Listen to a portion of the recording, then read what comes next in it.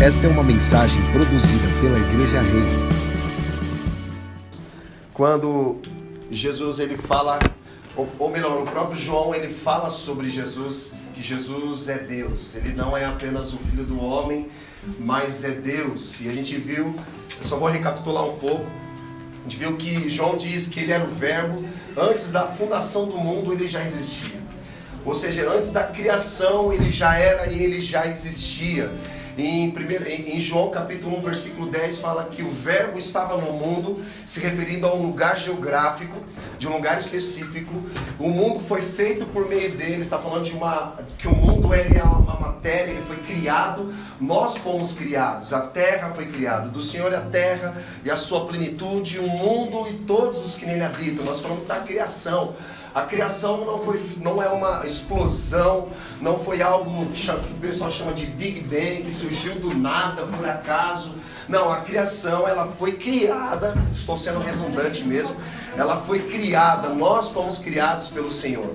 Todas as células do seu corpo, seu olho, sua boca, seu nariz, todo o seu corpo, ele foi desenhado, ele foi criado pelo Senhor. Todo o nosso corpo ele tem uma função. Eu estava meio que chapando um pouco quando eu fui baixar lá sobre o sistema do corpo humano. Cara, é incrível. Incrível a complexibilidade que é o corpo humano. Cada membro, cada órgão, cada tecido, cada tendão, ele tem uma função dentro do corpo. É impressionante. Nós temos aqui uma estudante de enfermagem, só está me olhando assim, vendo se eu não falo alguma heresia. Mas João ele trouxe essa verdade para nós. E aí fala que o mundo não o reconheceu. Quando fala que o Verbo estava no mundo, de um lugar físico, ele estava no mundo. Jesus estava no mundo. O Espírito do Senhor estava no mundo, na criação. Em toda a história da humanidade, o Espírito sempre esteve na terra, habitando aqui na terra. E fala que o mundo foi feito por meio dele. Ou seja, não é Jesus que foi feito para a terra, mas a terra foi feita para ele. E também fala que o mundo não reconheceu. Que mundo não reconheceu? Está se referindo de pessoas. Os judeus não o reconheceram. As pessoas não o reconheceram. Nós não o reconhecemos. Quando nós ficamos inertes a uma situação que os teólogos chamam de período interbíblico, que na nossa Bíblia está escrito 400 anos de silêncio. Significa que parece que Deus parou de falar. Não, Deus não parou de falar. Foi nós que paramos de ouvi-lo. Mas quando Jesus se manifestou, mas primeiramente veio João Batista testificando da luz, e as pessoas confundiram ele. Cara, você é o Messias. Ele poderia ter dito, realmente, eu acho que eu sou o Messias, estou gostando dessa ideia. Fama, popularidade, curando pessoas. Mas ele diz, não, eu não sou Messias. E você é quem então? Elias? Não, eu não sou Elias. Você é um profeta? Não, eu não sou profeta, eu sou a voz do que clama no deserto. Aleluia. Ele está se referindo à voz do que clama, ele não está se referindo a ele.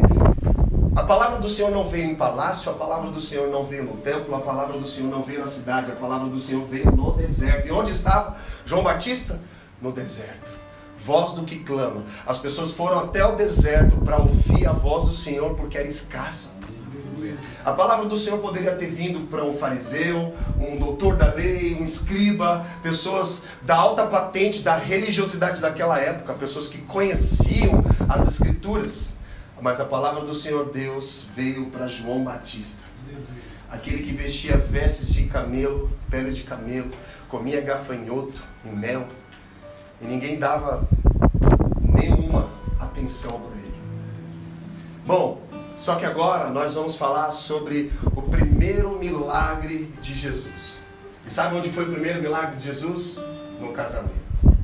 E por que foi no casamento?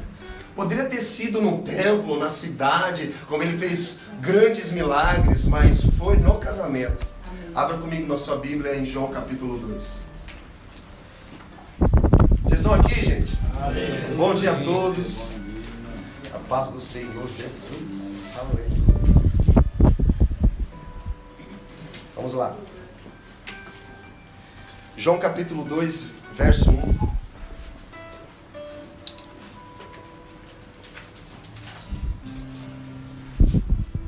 Quem achou, diga amém. Quem não achou, diga misericórdia, Senhor, me ajuda. Diz assim: no terceiro dia, houve um casamento em Caná da Galileia. A mãe de Jesus estava ali. Jesus e seus discípulos também haviam sido convidados para o casamento. Tendo acabado o vinho, a mãe de Jesus lhe disse: não tem mais vinho. Respondeu-lhe Jesus: mulher, que tenho eu contigo? Ainda não chegou a minha hora. A sua mãe disse aos serventes: fazei tudo o que ele vos disser. Estavam ali 6 talhas de pedra, ou 6 potes de pedra, que os judeus usavam para as purificações, e cada um levava 2 ou 3 metretas. Disse-lhe Jesus: enchei de água essas talhas. E encheram-nas até a borda. Então lhe disse: tirai agora e levai ao mestre-sala.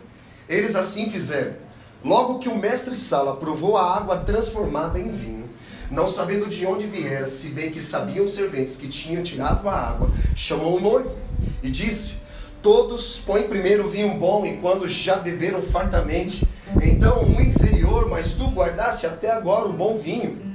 Este, o primeiro dos sinais miraculosos, Jesus realizou em Caná da Galileia. Assim revelou a sua glória, e seus discípulos creram nele. Depois disso, desceu para Cafarnaum com sua mãe, seus irmãos e seus discípulos, e ficaram ali não muitos dias. Aleluia. Vamos orar? Obrigado, Jesus. Eu oro, Senhor, nesta manhã, para que o Senhor fale no nosso coração, trazendo transformação. Eu oro para que os meus irmãos tenham a revelação, Senhor, da Tua palavra, da Tua vontade. E a partir do momento que nós temos a revelação da palavra, o Senhor nos leva a praticá-la, a vivê-la, conforme a Tua vontade, Senhor. Nós abrimos mão da nossa vontade para viver a Sua vontade, Senhor. Ajude-nos a vencer a incredulidade do nosso coração, a frieza, a apatia, o cansaço, o desânimo, para que nós possamos viver de glória em glória e sermos transformados conforme a Tua imagem e semelhança, Senhor. Em Teu nome eu oro e te agradeço, Jesus. Amém. Bom, aqui no começo, no versículo 1, fala que no terceiro dia houve um casamento. E Deus, quando Ele criou o casamento, Ele criou para que o homem e a mulher vivessem casados para sempre. Deus não criou o divórcio. O divórcio significa separação, reclusão, expulsão. Deus criou o homem e a mulher para que vivessem para sempre. Esse é o propósito do casamento, que nós vivêssemos debaixo de uma aliança. E dentro do casamento nós desfrutamos da alegria, do amor, da graça, da misericórdia. E aqui olha o seguinte: e a mãe de Jesus estava ali. A mãe de Jesus estava ali, versículo 2. Jesus e seus discípulos também haviam sido convidados para o casamento. Ou seja, Jesus e seus discípulos e sua mãe não entraram de penetra num casamento. Quem casou aqui sabe que vai convidar pessoas que conhecem e que são pessoas próximas, queridas, familiares, amigos. Não vai convidar quem não conhece.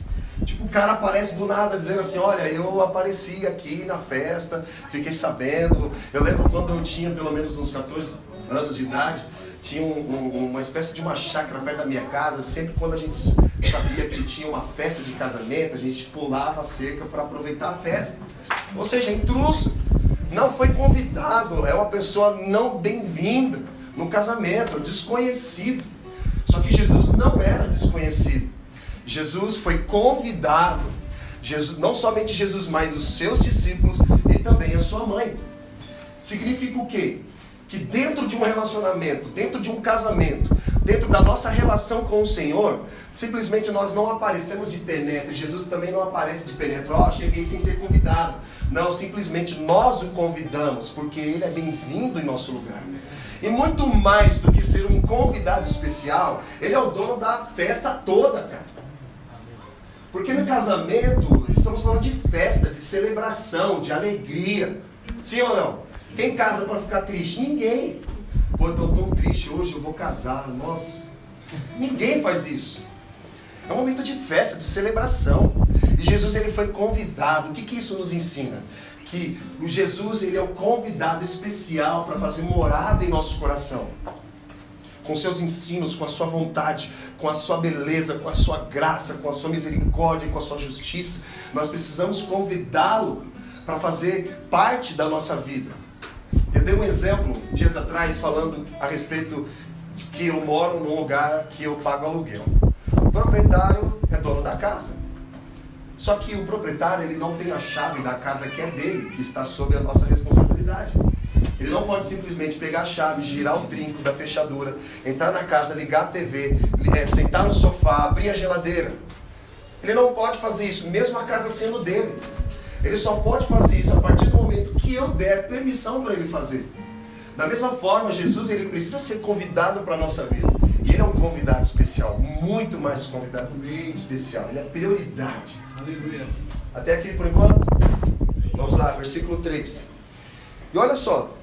Tendo acabado o vinho, repete comigo. Acabado o vinho. Acabado o vinho. Acabado o vinho, mais uma vez. Acabado o vinho. Fixo. Tendo acabado o vinho, a mãe de Jesus lhe disse: não tem mais vinho. Imagina só, num casamento, eles não celebravam com chá, com café, que é uma boa, eu gosto de café, mas eles celebravam com vinho. E a mãe de Jesus chega e fala assim: filho, acabou o vinho. O vinho, ele representa muito mais do que o sangue de Cristo. Jesus, ele fala: aquele que beber do meu sangue terá a vida eterna. Mas o vinho, ele representa a alegria. E a mãe de Jesus, no começo do casamento, falou: acabou o vinho. Ou seja, logo no começo do casamento, acabou o vinho, ou seja, acabou a alegria. E ele jogou essa bomba para Jesus: filho, acabou o vinho. Tendo acabado o vinho, a mãe de Jesus lhe disse: não tem mais vinho. Respondeu-lhe Jesus: mulher, que tenho eu contigo? Ainda não chegou a minha hora. Porque Jesus chamou a mãe dele de mulher. No original, a palavra que eles usam no grego ali é mãe. Só que quando foram traduzir, veio como mulher. Ele não está desprezando, ele não está sendo rude com a sua mãe, mas ele está dizendo de forma profética que ainda não havia acabado, não havia chegado a hora dele. Porque ele estava dando a entender: olha, eu não sou aquilo que você pensa que eu sou. Então a mãe dele já sabia que ele já tinha recebido a palavra, que ele seria o Emanuel, Deus conosco. Mas a mãe falou algo que dava a entender que ele tinha que morrer naquele momento. Mas ele falou: mulher, que tenho eu contigo? Ainda não chegou a minha hora. Vamos avançar aqui, versículo 5. A sua mãe disse aos serventes: fazei tudo o que ele vos disser.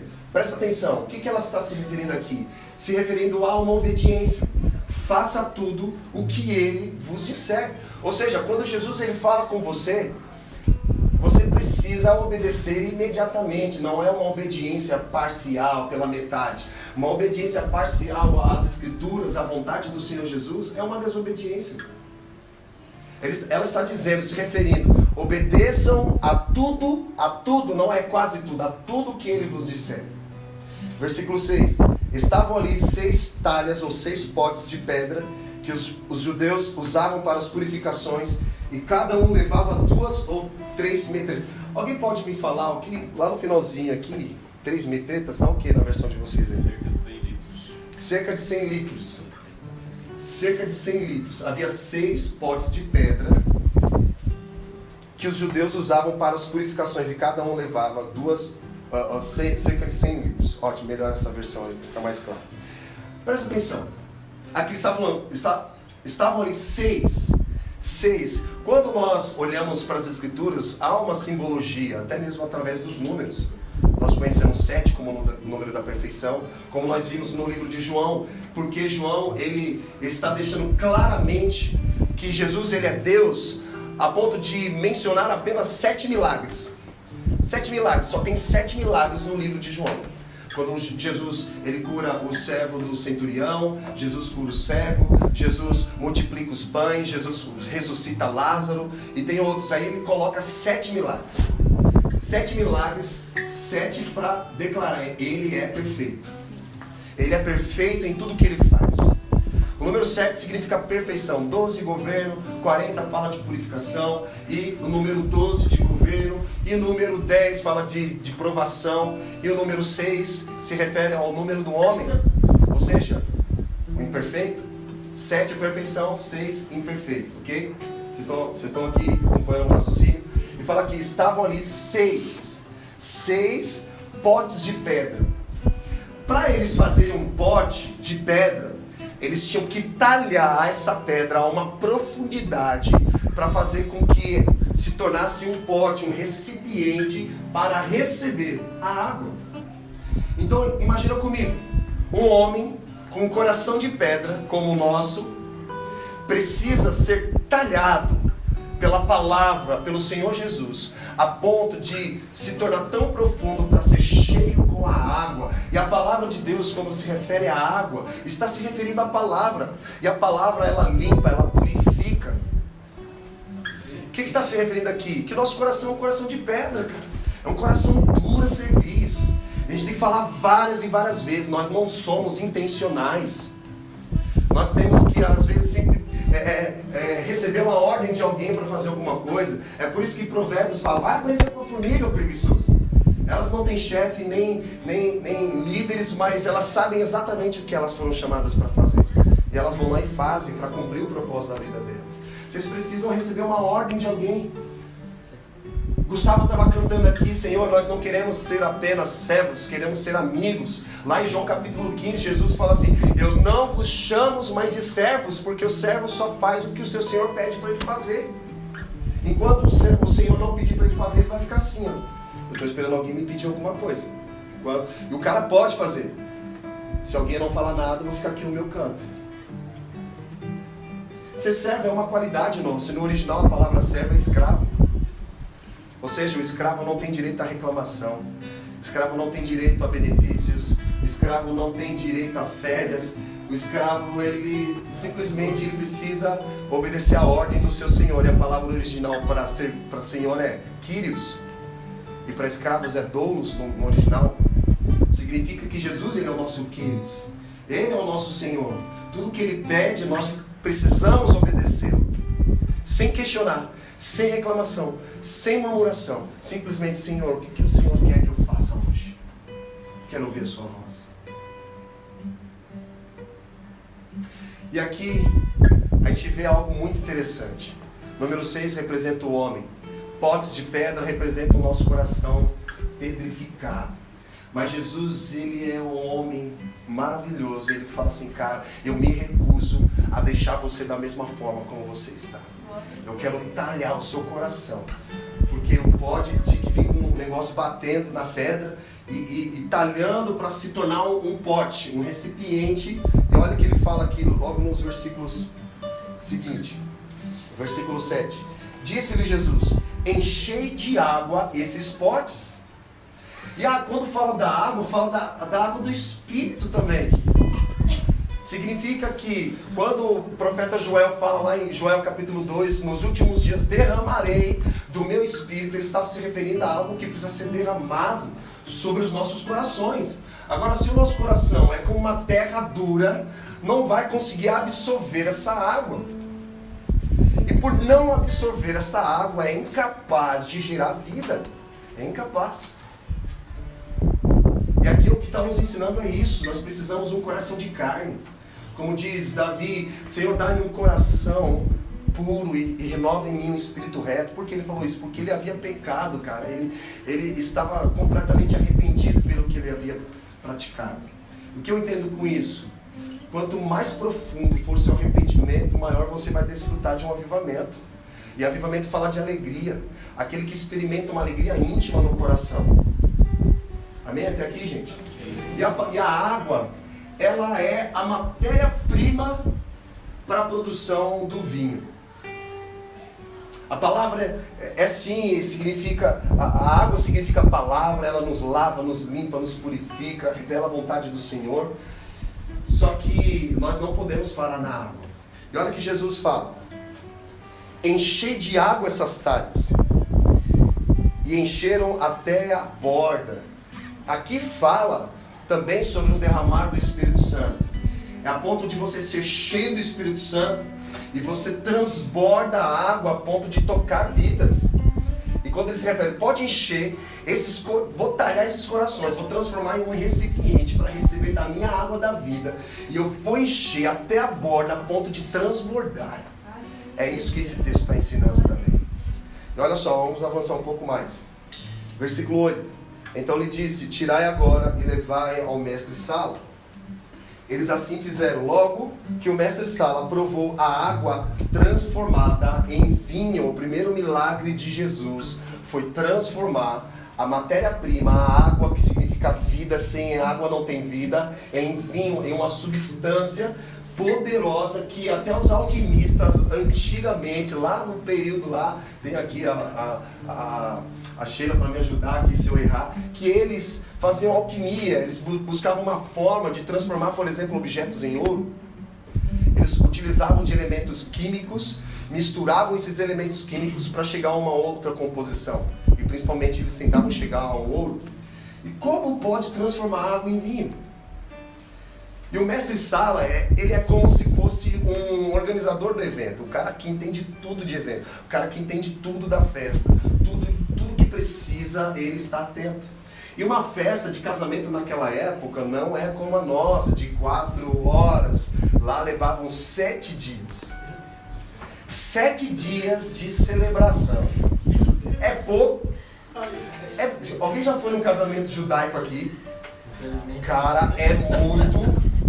É alegria pura, os caras têm várias celebrações, dança, é uma coisa incrível, é impossível você sair de lá triste, cara, porque é muita alegria. 7 dias de festa de casamento, é mole? Meu Deus. E olha, quem que pagava essa conta toda? A família da noiva. Alguém tinha que pagar essa conta. E lá você tinha o mestre-sala, o cara que era responsável por colocar o vinho, colocar a alimentação, alimentar durante 7 dias o pessoal. Aí mandaram chamá-lo. Logo que o mestre-sala provou a água transformada em vinho, não sabendo de onde viera, se bem que sabiam os serventes que tinham tirado a água, chamou o noivo. O mestre-sala chamou o noivo. Versículo 10, e disse: todos põem primeiro o vinho bom, e quando já beberam fartamente, então o inferior, mas tu guardasses até agora o bom vinho. É costume naquela época eles colocarem um vinho de péssima qualidade para os caras encherem a cara, porque um vinho bom naquela época era muito caro, então eles tinham que colocar um vinho inferior para eles tomarem. Depois que eles já estavam meio que já tinham tomado todas, aí eles ofereciam o vinho bom. Só que o mestre-sala provou e chamou o noivo e falou assim: olha, mas você guardou o vinho bom até o fim da festa. Até o fim da festa tem vinho bom. O que isso significa? Logo quando nós voltamos ao início do texto, nós vimos a mãe de Jesus dizendo: meu filho, o vinho acabou. Ou seja, acabou a alegria. Significa o quê? Quando nós começamos em um relacionamento, geralmente tem vinho no começo de um relacionamento. Quando nós entregamos a nossa vida para Jesus, tem vinho, porque a gente experimentou uma verdadeira alegria. Você lembra o dia que você recebeu o Senhor Jesus como teu Senhor Salvador? Eu lembro até hoje, sempre eu preciso lembrar, porque isso que me traz a esperança, é isso que me mantém vivo. Eu lembro o dia que entreguei minha vida para o Senhor Jesus, que eu chorava, saía catarro pelo nariz, passava a mão assim, vinha pelo cabelo e virava aquela poça de água. Cara, que dia glorioso. Que dia, Cara. Todo dia eu preciso lembrar desse momento. E Paulo fala algo semelhante a isso lá em Colossenses capítulo 2, versículo 6. Ele diz assim: da mesma forma que receberam Jesus como Senhor e Salvador, ande nele. Como você recebeu o Senhor? Às vezes algumas pessoas acham que receberam o Senhor e continuam da mesma forma. Nunca receberam o Senhor, não porque Ele não quer que você o receba, Ele quer que você o receba, mas você supostamente deduziu que recebeu Ele, mas continua do mesmo jeito. Como diz Keith Green, não passou de uma piada sem graça, cara. Porque a salvação, ela gera transformação. Transformação de mente, transformação de caráter, transformação em todas as áreas da nossa vida, cara. Ele quer transformar tudo, não é só algumas áreas, é todas as áreas. Onde o Espírito de Deus está, a liberdade. Em todas as áreas da nossa vida. E aqui no início a gente vê, o vinho acabou a alegria. O vinho representa a alegria. Assim, nós começamos num relacionamento com o Senhor, há uma alegria no nosso coração, mas a gente continua na caminhada, e parece que esse vinho vai se perdendo ao longo do tempo. essa alegria vai se perdendo ao longo do tempo. É por isso que Paulo diz, da mesma forma que receberam. Receber é o ponto de partida, é o começo, é salvação, e ela não vai te custar nada a salvação. Nada. Você não precisa fazer nada para ser salvo, apenas crer que Ele é teu Senhor e Salvador. Mesmo que você não creia que Ele é o teu Senhor e Salvador, Ele é o teu Senhor e Salvador. Porque a Bíblia diz que toda língua confessará. Mesmo que você fale, não, eu não confesso que Ele é meu Senhor e Salvador. A Bíblia diz que toda língua confessará. Mesmo que você fale, não, eu não vou dobrar os meus joelhos quando Ele vier em glória. A Bíblia diz que todo joelho se dobrará. Mesmo que você queira ou não, o seu joelho será dobrado. E a Bíblia diz que todo olho o verá. Mesmo que você tenta tampar seu olho assim, ele vai passar, vai vir para a terra novamente, cara, em próprio Jesus mesmo, de glória. A Bíblia diz que todo olho o verá, mesmo que você não queira vê-lo. Mesmo que você o amaldiçoe, o abençoe, mesmo que ele não seja, mesmo que você não declare que Ele é o teu Senhor e Salvador, Ele é teu Senhor e Salvador. Não adianta fugir. Não adianta tentar pensar que isso não é para você e para mim, é para todos nós. E ele diz, da mesma forma que receberam, ande nele. A salvação ela é de graça, mas andar com Jesus vai te custar tudo. Toda a sua vida, todo o seu dinheiro, toda a sua família, todos os seus filhos, tudo, teus sonhos, teus projetos, vai te custar tudo.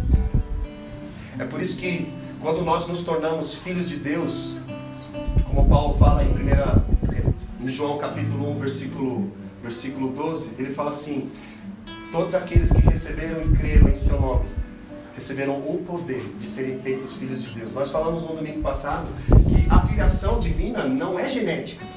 Da mesma forma que eu sou cristão, os meus filhos serão cristãos porque eu sou cristão, porque estou numa família cristã. Eu não serei filho de Deus só apenas porque eu vou para o culto, ou participo de um âncora, ou leio a Bíblia. Não, a Bíblia diz que todos aqueles que creram e receberam o seu nome foram feitos filhos de Deus. Ou seja, a filiação divina não é passada geneticamente. Sabe aquela história, filho de peixe, peixinho é? Não existe na Bíblia. Não é só porque nós somos cristãos, nossos filhos serão cristãos. Mas significa que nós temos a incumbência, temos a responsabilidade de ensinar os nossos filhos a andar no caminho. Porque nós cremos que a geração dos nossos filhos serão mais poderosas do que a nossa. Porque nós estamos à frente, preparando o caminho para eles virem juntos. Vocês estão entendendo a responsabilidade que nós temos? Talvez você fale, pastor, eu quero ser eunuco, eu não quero casar, não ter filhos. Amém, problema teu. Se você segurar a bronca. Mas entenda que nós podemos ter filhos espirituais também. E nós temos essa responsabilidade de ensinar as pessoas, discipular as pessoas, ensinar no caminho que elas devem andar. Amém, gente? Amém. E aqui diz que o vinho bom foi guardado para o fim. Significa que no começo de um relacionamento nós temos alegria, nós temos explosão, estamos aquela coisa empolgados com o Evangelho, mas quando vem as adversidades, vem as tribulações, esse vinho vai se perdendo ao longo do caminho. Sabe quando você pega aquele balde cheio e você vai carregando esse balde, vai caindo as coisas, a água, o líquido pelo caminho, aí você tropeça e aí cai todo o líquido. Igual ontem, ele estava num culto, pastor, tadinho, pegou um suco todo feliz, ele vinha, parecia sendo de fio, de repente ele tropeçou, o suco caiu tudo no chão, cara. Ele estava todo feliz, aí quando o suco caiu, ele ficou triste, porque ele ficou envergonhado, falou, poxa, caiu. É dessa mesma forma, quando nós desperdiçamos o vinho, nós estamos desperdiçando uma oportunidade do Senhor gerar alegria no nosso coração. A única coisa que Jesus compartilhou conosco nas 7 declarações eu sou, em João, foi eu sou a luz do mundo, vocês são a luz do mundo.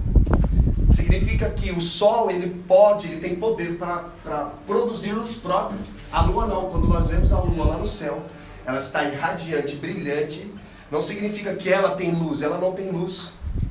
O sol que ilumina a lua e reflete na terra, mas ele não pode, a lua não pode produzir luz própria. Da mesma forma, Jesus, ele é considerado o sol da justiça, ele ilumina nossos corações escurecidos, cheios de trevas, a ponto de que o nosso coração ele é iluminado, e quando nós somos iluminados, sabemos para onde nós iremos, porque nós temos direção. Salmos fala: lâmpada para os meus pés é a tua palavra e luz para os meus caminhos. Quando diz luz, lâmpada para os meus pés, experimente colocar uma lâmpada próxima dos teus pés. Você vai enxergar o que está perto de você, ou seja, um presente. Agora, quando diz luz para os meus caminhos, imagina você com uma lanterna na mão apontando para frente. Ou seja, você não estará sozinho. Você sabe para onde você está indo, por mais que seja desconhecido para você. O lugar onde o Senhor vai te levar é algo totalmente poderoso, algo totalmente novo na sua vida. Porque o novo, ele pode parecer algo desconhecido. Porque é novo, você não conhece. É novo. Mas a lâmpada, ela tem o poder de iluminar o seu presente, aquilo que você está fazendo, aquilo que está acontecendo ao redor de você. Mas a luz para os caminhos significa que está iluminando a sua frente, ou seja, se você sabe de onde você veio, você saberá para onde você vai. E nós não temos poder de produzir luz própria, somente o Senhor Jesus. É por isso que nosso coração ainda é iluminado, para que nós possamos resplandecer nas trevas a maravilhosa luz do Senhor. Não é a nossa luz, é a luz do Senhor. Significa que nós precisamos ter essa responsabilidade de manter sempre esse vinho, desde o começo até o fim da nossa caminhada com o Senhor. Porque o Evangelho não se trata apenas de você começar bem, mas você terminar bem. Mas no meio do caminho da nossa vida a gente tropeça, a gente desperdiça, o vinho se perde, se perdeu a alegria. E a alegria do Senhor é a nossa força, como diz as Escrituras. Do fruto do Espírito é a alegria. Aqueles que semeiam com lágrimas voltarão colhendo com alegria. Salmo 126. E Davi diz: Senhor, não tire a alegria da salvação do meu coração. Olha só, quando nós somos salvos, fica com aquela alegria no nosso coração. A gente quer se evangelizar todo mundo, e a gente está meio sem entendimento de algumas coisas. A gente até força: cara, você tem que se converter, que não sei o que e tal. E a gente começa a meio que pressionar as pessoas, a dar desse brilho nela: cara, você precisa se arrepender e tal. A gente é assim, meio maluco quando a gente se converte, porque é algo tão poderoso que está dentro de nós, que nós queremos compartilhar com outras pessoas. Queremos que elas recebam aquilo que nós recebemos. Quando nós temos um encontro genuíno com o Senhor, você fica desesperado para que as pessoas sejam salvas. Isso é muito bom. O que precisa durante o processo é ser uma lapidação, conhecer o Senhor mais profundamente e tal. E aí, por isso que existe o discipulado, para a gente conhecer o Senhor. Você teve um encontro com o Senhor, agora Ele quer se revelar mais e mais e mais a você. Não é para nós pararmos apenas na água, irmãos. Jesus, Ele quer transformar, quer operar um milagre na minha e na sua vida, transformar o nosso coração em um recipiente para receber essa água, mas muito mais do que a água, Ele quer transformar essa água em vinho, em alegria. É o produto, é a matéria-prima para a transformação do poder sobrenatural do Senhor, cara. Nós não adoramos, choramos e adoramos intensamente porque nós queremos aparecer para as pessoas. É porque o que está dentro de nós queremos expressar. Eu não sei como está a sua vida. Eu não sei o quanto as dificuldades, as tribulações têm abatido a sua caminhada. Mas entenda uma coisa: no mundo teremos aflições. Nós não estamos isentos às aflições. Mas tem de bom ânimo, porque eu venci o mundo. Você não acorda no dia e reivindica essa aflição: Senhor, eu acordei, eu tomo posse dessa aflição para a minha vida. Você não vai fazer isso, mesmo que você não ore, essa palavra vai se cumprir de algum jeito. No mundo terão aflições, cara. Nós teremos aflições, passaremos por aflições, passaremos por dificuldades. Nós não somos diferentes como nesse sentido de aflições, como as pessoas que não creem no Senhor. Acontece que nós lidamos com elas de uma forma diferente. É porque não falta vinho. O vinho é o que nos mantém sempre acesos. O vinho é o que nos mantém sempre alegres, constantes, perseverantes e abundantes na obra do Senhor. É por isso que quando nós expressamos a palavra, expressamos um cântico, conversamos com pessoas, elas sentem isso. O ambiente muda. E aí no começo dos nossos relacionamentos tem vinho, mas a partir do momento, esse vinho ele vai se perdendo. Cara, é igual o casamento é assim. Tudo é limpo, maravilhoso no começo, mas basta conviver diariamente que aí você vai percebendo esse vinho se perdendo, a alegria se perdendo. Aí chega uma hora que um divórcio. Eu não estou se referindo apenas a um divórcio de um homem e uma mulher, estou se referindo a um divórcio nosso com o Senhor. É um relacionamento, é um casamento que nós temos com Ele.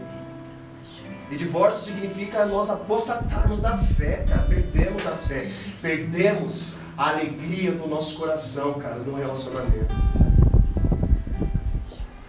É por isso que Jesus operou o primeiro milagre dele em um casamento, para nos ensinar dizendo: ei, não deixa o vinho acabar. E mesmo que esse vinho, em algum momento da sua caminhada, pensar em acabar, eu tenho o poder para transformar essa água. Pegue a água. Mas antes disso, eu quero talhar o seu coração, porque às vezes a gente sempre se refere a outra pessoa, né? A gente começa a colocar a culpa em todos, em tudo, mas a gente não se responsabiliza por nada. A gente sempre procura alguém para colocar a culpa. Eu tô assim por causa do fulano, eu tô assim por causa do ciclano, mas eu nunca chamo a responsabilidade para mim. Não, eu sou o responsável, cara. Eu não estou orando, eu não estou adorando mais o Senhor. Eu não busco mais o Senhor na palavra. Nós somos responsáveis. Nós só temos apenas uma vida para gastar, cara. Você tem a responsabilidade pela sua vida. Não é o pastor. Não é a Isa, não é a Lucimara, não é as pessoas a parte. É somente o Senhor que pode suprir aquilo que você precisa. Tem dias que, cara, você quer jogar a toalha, você quer desistir. Fala, não dá, cara. Mas o Senhor sempre fala assim: ei, deixa eu talhar o seu coração. Eu vou talhar o seu coração de pedra, profundidade. E eu vou encher seu coração de água. Se relaciona comigo. Se relaciona com a minha palavra. Clame a mim, eu responderei e farei coisas grandiosas. Enche. Deixa encher o seu coração de água. E muito mais do que encher o seu coração de água, eu vou transformar o seu coração em vinho. Essa água em vinho, não vai faltar alegria, não somente no começo, mas você vai conseguir manter esse vinho até o final da sua caminhada. Sim, Jesus. Essa alegria no seu coração. Não foi à toa que Jesus operou o primeiro milagre no casamento, porque Ele está muito interessado nos relacionamentos, muito interessado em encher os nossos corações de água e transformar, e operar milagres em vinho, transformar em alegria, cara. É por isso que nós abrimos mão dos nossos prazeres, abrimos mãos dos nossos sonhos, dos nossos projetos, da nossa vida, para viver a vida dele. E aquilo que eu recebo, eu preciso transbordar, cara, a ponto de que pessoas sejam tocadas. Jesus, ele fala de água várias vezes. Aquele que tem sede, vem a mim e beba da água da vida, e do seu interior fluirão rios de águas vivas. Venham e bebam. Apocalipse 20 que diz: o Espírito e a noiva. Quando ele está falando é o Espírito e a noiva. Quem é a noiva? Somos nós. Ele está chamando, ele diz: o Espírito e a noiva dizem: vem. E ele diz: venham e bebam da água da vida. E quando nós bebemos dessa água, porque a água é vida, se não tem água não tem vida, significa: olha, eu quero encher os teus celeiros, eu quero encher o teu coração e transbordar o teu coração. Eu quero operar um milagre na sua vida. Você não tem capacidade nenhuma de produzir luz, você não tem capacidade nenhuma de produzir água, muito menos você tem capacidade de produzir vinho. Somente Ele tem capacidade de fazer isso. Por isso que o salmista diz: entregue todos os seus caminhos ao Senhor, confia nele e Ele tudo fará. O que nós precisamos entregar ao Senhor? Será que Jesus, ele é o convidado especial da nossa vida, do nosso casamento, da nossa família? Será que Ele é o centro, Ele é o fundamento? Será que Ele é a pedra angular, o pastor principal, o sumo sacerdote? Nós precisamos rever. Porque, cara, vou falar uma coisa para você: o diabo, ele não está brincando, ele está trazendo distrações para nós. E quando nós estamos distraídos, nós não bebemos da água. O nosso coração não é talhado. E muito menos não terá vinho. Porque a alegria, conforme o mundo ensina, é completamente diferente da alegria que o Senhor nos ensina. Bem-aventurados são os pobres de espírito. Felizes são os pobres de espírito. Eles herdarão o reino dos céus. Bem-aventurados os misericordiosos. Bem-aventurados os puros de coração. Bem-aventurados que têm fome e sede por justiça. Bem-aventurados aqueles que forem perseguidos, difamados, injuriados. Regozijai-vos e alegrai-vos, porque grande é o vosso galardão. Tem promessas, cara. Mas nós estamos distraídos, muitas vezes distraídos. Você quer ver um exemplo simples? Pastor, que hora é o horário do culto? Ah, pelo amor de Deus, cara. 2 anos fazendo um culto, o cara pergunta qual é o horário do culto. Não dá, cara.